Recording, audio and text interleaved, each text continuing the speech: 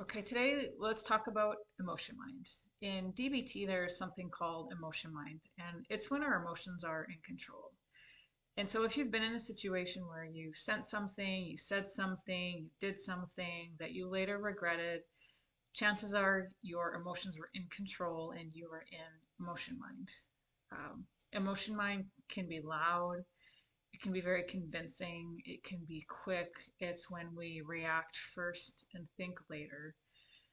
It's also sneaky because sometimes the stronger an emotion is, the more we feel right and the more we think we are justified in what we're doing.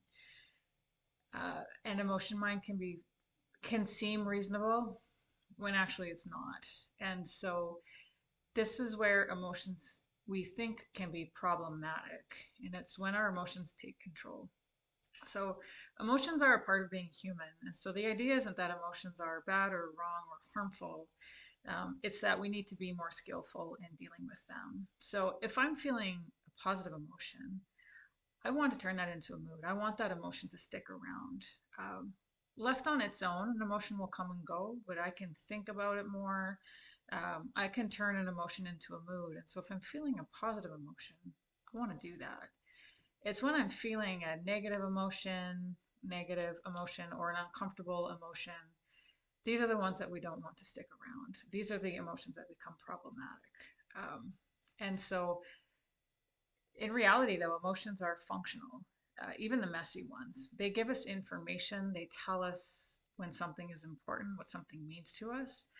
But emotions don't give us commands. They're not meant to give us commands, they're just meant to give us information.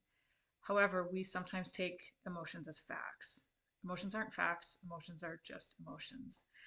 So if I am feeling an emotion deserves a seat at the table.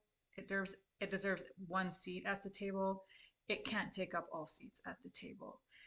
If you are driven by your emotions, chances are your relationships are chaotic. Parts of your life might be chaotic. You might live with regret or shoulds or shouldn'ts, judgments in your head, letting other people's opinions or thoughts kind of take up way too much space in your head.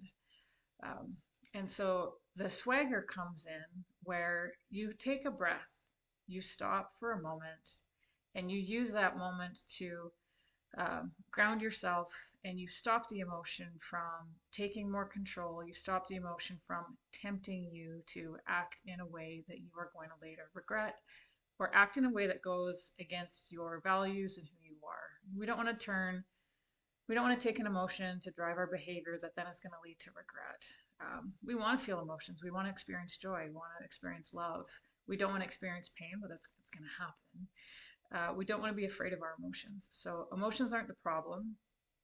We don't need fewer emotions. We just need to be more skillful with the emotions that we have, so that we can be effective towards decisions that we make, behaviors, goals, relationships, that kind of thing. And so that is what emotion mind